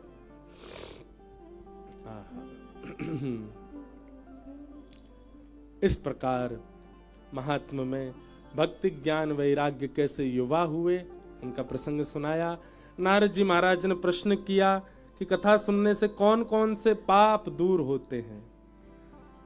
तब सब पापों का वर्णन करते हुए कहा, सत्य नहीं ना पितृमात्र दूषक, जो सत्य विहीन है और माता पिता से द्वेष करता ऐसा बालक भी यदि कथा सुने तो कथा उसको पवित्र करती है। नारद जी बोले, ये बात मेरे मन में बैठ नहीं रही है भगवान, थोड़ा विस्तार से बताओ, माता पिता से द्वेष करने वाला कथा से कैसे पवित्र हो सकता है। तब धुंधुकारी का प्रसंग सुनाया। आत्मदेव नाम के ब्राह्मण थे, उनके कोई संतान नहीं थी। संत ने एक फल दिया, पर पत्नी ने वो फल गैया को खिला दिया और स्वयं अपनी सहेली के पुत्र को ले आई। सहेली के पुत्र का नाम धुंधुकारी रखा। गौ ने जिस पुत्र को जन्म दिया उसका नाम गोकर्ण रखा। नाम का भी प्रभाव होता है व्यक्ति के जीवन में। दोनों बालक जब बड़े हुए तो गोकर्ण पंडित ज्ञानी हुए, धुंधुकारी दुष्ट हुए। माता पिता को मारने पीटने लगे, घर छोड़ करके माता पिता चले गए। मां ने प्राण त्याग दिए, पिताजी वन में चले गए। तब वन में गए पिताजी को गोकर्ण जी ने ज्ञान उपदेश किया। आज की कथा का मूल सार यही है, इसी को गोकर्ण गीता कहते हैं। पिताजी आप क्यों दुखी हो, बहुत ध्यान से सुनिएगा, 10 मिनट और। पिताजी आप इतने दुखी क्यों हो, इतने परेशान क्यों हो, बहुत ध्यान से सुनिएगा इस संवाद को। आत्मदेव जी कहने लगे, पुत्र गोकर्ण,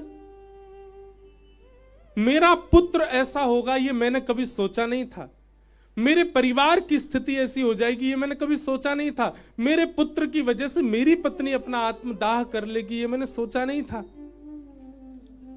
अरे इससे अच्छा तो मैं बिना पुत्र का था। पुत्र नहीं हो रहा था तो कम से कम भजन तो बनता था, कम से कम कोई बालक जिसको हमने जन्म दिया वो हमको मारता तो नहीं था, हमको गाली तो नहीं देता था। इतना कष्ट तो जीवन में नहीं हो रहा था ना।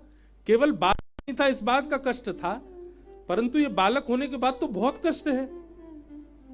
मेरा पुत्र ऐसा क्यों हो गया इस बात का मुझे बहुत कष्ट है। तब श्री गोकर्ण जी ने ज्ञान उपदेश किया। देहे स्थिमां सरुधिरे भिमतिं तजत्वं जाया सुतादिषु सदा ममतां विमुञ्च पश्यानिशं जगदिदं क्षणभङ्गुनिष्ठं वैराग्य राग रसिको भव भक्तिनिष्ठः। क्या कह रहे हैं पिताजी? देहे स्थिमां सरुधिरे भिमतिम त्यजत्वम। बहुत ध्यान से सुनिएगा।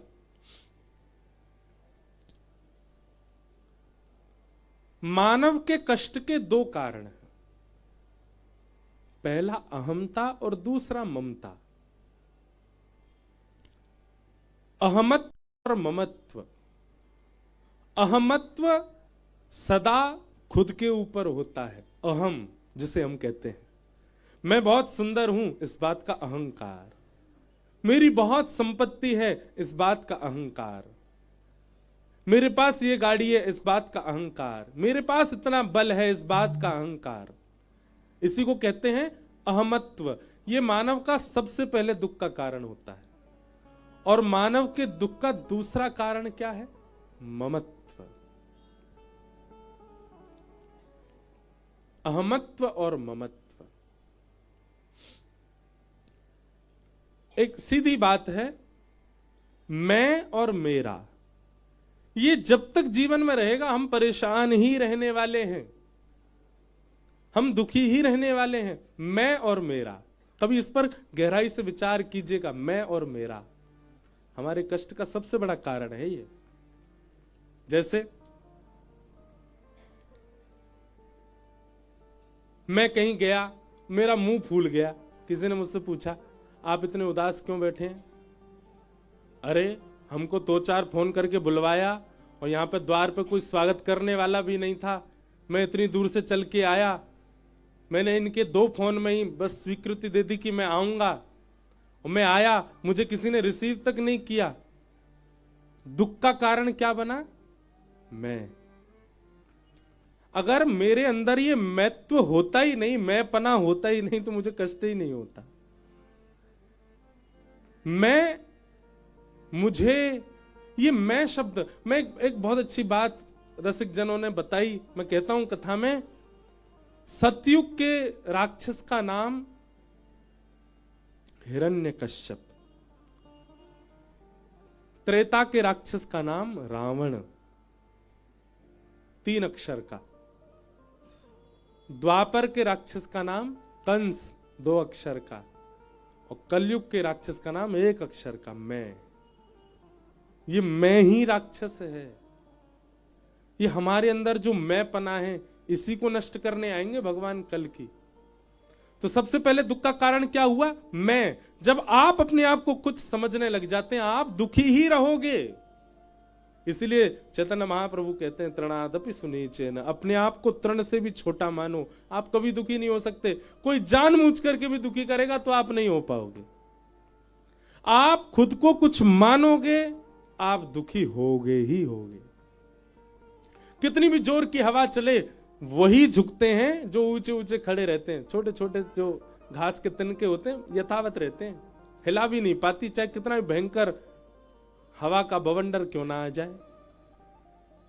ठीक वैसे ही आपने खुद को कुछ मान लिया, आप दुखी रहोगे, पर अपने आप को तृण के भांति माना, कभी दुखी नहीं हो सकते। तो पहले दुख का कारण मैं, अहमत्व। और दूसरा दुख का कारण क्या है? मैं से तो ठीक हो, पर मेरा,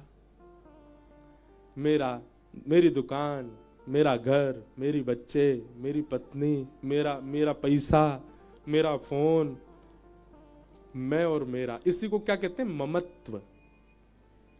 पिताजी ये दोनों ही दुख देते हैं, अहमत्व और ममत्व। हम अहमत्व करते क्यों हैं? जबकि हमारा देह हमारे कभी नहीं मानता। हम इस पर बहुत अभिमान करते हैं, अपने शरीर पर। आज एक कीजिएगा, आप सब लोग कथा के बाद अपने अपने शरीर को आज्ञा दीजिएगा, क्या बहुत खिला लिया तुझे मैंने, आज नहीं खिलाऊंगा। और खबरदार जो तने रात में 2 बजे गुडुर गुडुर करी तो, और तेरे को सुन, सुबह भी नाश्ता नहीं कराऊंगा मैं। अरे 40 साल हो गए, 45 साल हो गए, बड़े बड़े भी बैठे, कुछ युवा भी बैठे, 25 साल हो गए, 26 साल हो गए, खिलाते, तू मानता ही नहीं, अब नहीं खिलाऊंगा मैं। क्या देह शांत हो जाएगा? क्या आपका पेट आपको नहीं कहेगा कि मुझे कुछ खिलाओ? आपकी एक आज्ञा नहीं मानता वो। अपने बालों से कह देना, हाँ भाई अब तुम काले ही रहना, खबरदार जो सफेद होने शुरू हुए तो हमने इतना तुम में नवरत्न लगाया है, सरसों का तेल लगाया, इतना तुमको हम लोग जो है इतना खर्चा किया तुम्हारे ऊपर, वहां पर बाल कटवाने जाते हैं 500-500 रुपए दे के आते हैं हम। खबरदार अब तुम सफेद नहीं होगे। बाल आपकी बात मानेंगे? नहीं मान सकते। नेत्रों से कहो, तुझे स्विट्जरलैंड घुमा के लाए, अमेरिका घुमा के लाए, ऑस्ट्रेलिया घुमा के लाए, कनाडा घुमा लाए, कश्मीर घुमा लाए, मनाली घुमा लाए, सब जगह दिखा दिया, जो तूने मांगा सब दिया। तूने कहा था पल्ली गली वाली से ब्याह करना, मैंने ब्याह कर लिया, तुझे उसी के रूप में ही चंद्रमा दिख रहा था। तेरी सारी बात मानी मैंने। खबरदार अब मैं चश्मा नहीं पहनूंगा, तू कमजोर मत होना। नेत्र मानेंगे आपकी बात? नहीं मान सकते। अपने दांतों को कहो खूब दाल पकवान खवाए, खूब पापड़ खवाए बेटा, रज रज के, बंबई के खूब तुमको बड़ा पाव खवाए। खबरदार जो तुम अगर टूट के गिरे तो मानेंगे नहीं, पोपले हो जाओगे एक दिन। अभिमान उसका किया जाता है जो हमारे वश में हो। जो हमारे वश में ही नहीं है उसका अभिमान कैसा? श्री गोकर्ण जी महाराज कह रहे हैं कि पिताजी देहेस्तिमाम सुरुधिरे भिमतिम तजत्वम, ये देह हमारी एक नहीं मानता, हम फिर भी इसका अभिमान करते हैं, इसको और सिर पे चढ़ाते हैं हम। कथा में कह रहे हैं एक आसन से बैठो, पर पैर मानते ही नहीं। नेक तो हिलेंगे डुलेंगे, कभी ऐसे कभी वैसे। क्यों? ये देह हमारा अभिमानी बन चुका है। इसने ये बात मान ली है कि इसके अंदर जो चित्त है ये मेरा दास है, इससे मैं जो चाहूंगा करवाऊंगा। पिताजी, सबसे पहले तो इस देह के अभिमान का त्याग करो, इसकी सुननी बंद करो।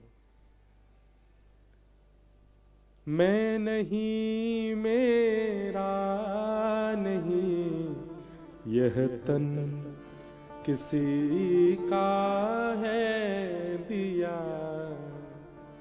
जो भी अपने पास है वह धन किसी का है दिया।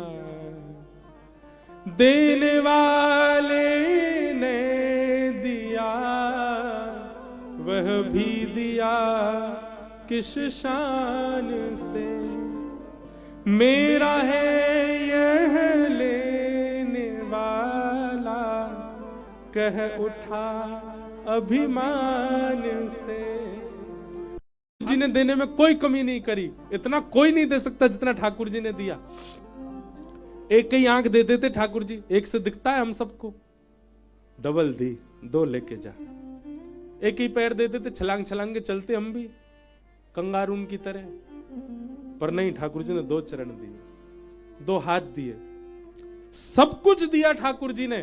पर हम कितने अभिमानी, दूसरे की दी वस्तु पर अपना हक जमा के बैठे हैं, दूसरे की दी वस्तु को अपना मान करके उनसे सारे भोग विलास कर रहे हैं। हमारे भोग करने पर ठाकुर जी को पीड़ा नहीं होती होगी? अरे भाई, मैंने तुमको गाड़ी दी अपनी, चलो ठीक है तुम्हारे पास नहीं है, एक हफ्ता के लिए ले जाओ। अब तुम उस क्या कर रहे हो? मेरे ही सामने इतना भयानक बम्पर आया, इतना भयानक वो आया, क्या बोलते हैं उसको, स्पीड ब्रेकर, और मेरे ही सामने तुम 100 की स्पीड पे कुदा रहे हो उससे। मैं कहूंगा ना भाई, गाड़ी तो मेरी है, ठीक है कुछ दिन के लिए तुझे दिए, चला रहा है, कम इतनी मर्यादा तो रख, चलानी कैसी है। बल्कि दूसरे की अगर लीज पर कोई वस्तु मिलती है तो उसका तो अपनी वस्तु से ज्यादा ध्यान रखा जाता है। ये देह ठाकुर जी ने हमको दिया, हम इस पर अभिमान क्यों करते हैं? और इस शरीर से सारे बुरे काम कर्म करके ठाकुर जी को हम क्या दिखाना चाह रहे हैं? पिताजी, सबसे पहले अहमत्व का त्याग करो, और दूसरा ममत्व का त्याग करो। अच्छा एक बात है, अहमत्व जिसका निकल गया, ममत्व उसका निकल जाएगा। ममत्व मतलब ये मेरा, ये मेरा, ये मेरा, पत्नी मेरी, बच्चे मेरे, ये भी मेरे, ये भी सब मेरे हैं। हम पत्नी बच्चे बार बार बोलते हैं, इसका मतलब ये नहीं कि हम गृहस्थ नहीं, हाँ ब्याह नहीं हुआ पर गृहस्थ हैं। यहां पर आंतरिक मन की स्थिति की बात हो रही है, देह की मत समझिएगा। देह तो सब करेगा, सब स्वीकार करेगा, मन किसको स्वीकार करता है, मन की स्थिति क्या है? कथा पूरी मन के ऊपर हो रही है। पिताजी, सबके संग रहना है, पर सबके प्रति आसक्ति नहीं रखनी है। हमारे जाने के बाद क्या हमारे बच्चे पूछेंगे मेल करके, वैकुंठ.com पे कहां पे हो, यहां से रिप्लाई नहीं आ रहा, नरक में पूछो? कोई नहीं पूछता। मेरा मेरा मेरा करते हम जीवन निकाल देते हैं, पर चिता में एक भी मेरा संग नहीं आता, कोई नहीं आता।